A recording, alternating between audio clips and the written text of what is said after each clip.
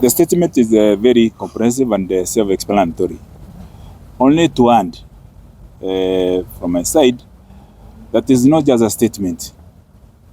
You see what is happening at Moi University is not just about funding model. It's also a threat on its instruments, the properties. You see what is happening at University of Nairobi. It's beyond the funding model. It's about the capture of the university, the chancellorship, the vice chancellorship, and even student unions. And this is clearly a predetermined affront on education in Kenya to collapse from CBC to high school and colleges and universities. What this government that is clearly clueless should know is that there will be very serious and enduring consequences soon. There must be a convergence, the grievances by the students, by the academic and non-teaching staff, by the management, by parents, and by we stakeholders, by being taxpayers and also leaders in the country. And that convergence will have to push for a resolution. And that resolution cannot happen when the very problem that is the Ruto administration is in place. It has to give way. Professor.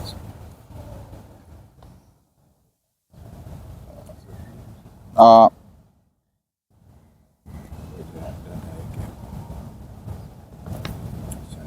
think apart from, especially the four of us standing before you, apart from us, having served in this country and even elsewhere in several positions, the three of us, Kabando, myself, Mukhisa, were in student leadership. And during those days, university education was actually more or less free because after the government paid for most of the expenses, students were given boom. We were given money which was not a loan, which we were not supposed to pay. And so one asks, if those days, all these senior people in the country could enjoy that kind of education, why is it that now education must be so expensive to exclude particularly children of the poor? Education is so critical because it shapes a nation, what kind of labor force you have, what kind of leadership you have. So when you miss doing elementary things in terms of promoting it, then you are more or less collapsing your country. And that is why, from particularly my experience as a teacher for many years, this is an issue that is really a core issue in our country's history and as we go forward. I have had occasion to look at the documents of the current government, starting with the Kenya Kwanza manifesto, where on the section on education, they promised that education was going to be inexpensive, it was going to be an equalizer in black and white.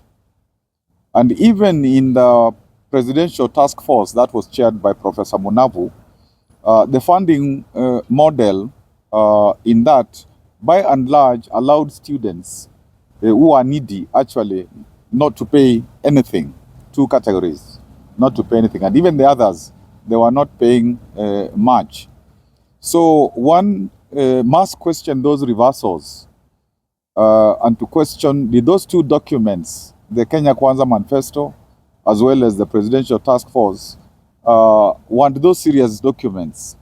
And therefore, why this reversal? And so when we stand here, we are saying that the education sector, the health sector, and several sectors there are sectors you don't compromise with because they go to the core of the people's livelihoods, especially the majority of the people who don't have a lot of livelihood opportunities. And I am happy, even as a teacher, standing with these colleagues and getting interested in being like a conscience of the nation, so that when we see things that are not right, we point them and we call our country to focus on what is not right, and even to say these are potential solutions, so that in this education sector that we are addressing today, we are able to assist the young people who need an education and who need their accompanying jobs and a self-employment as well, so that they are secured. Thank you. Just one small point. Access to education, quality education, is a constitutional right under Article 43 of the Constitution. We know that William Ruto never supported the Constitution. He was in the No team. But we want to remind him he is obliged, like all Kenyans, to obey, to defend, and to protect the Constitution.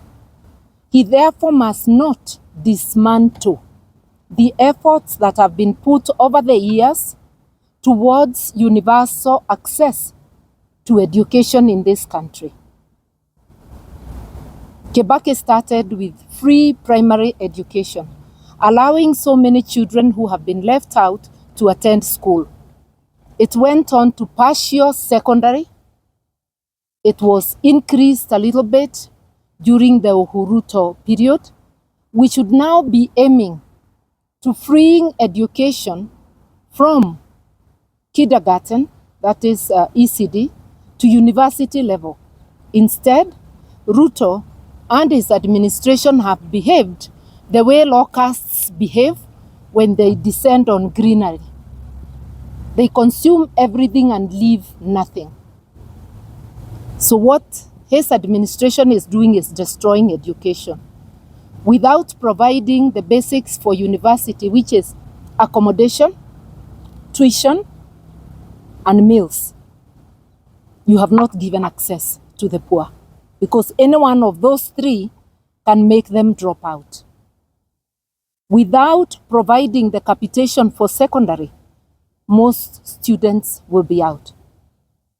Without supporting primary education fully the way it should be supported, we are saying this country has money to do these things, cut out all the unnecessary spending, fund education as one of the basic needs of the country and of every human being in order to develop their full potential. So that's all that we are saying. This is a demand, not because we say so, but also because the Constitution of Kenya says so, and Kenyans expect it. We want to thank you very much, and let's see if there is any clarification that would mark the end.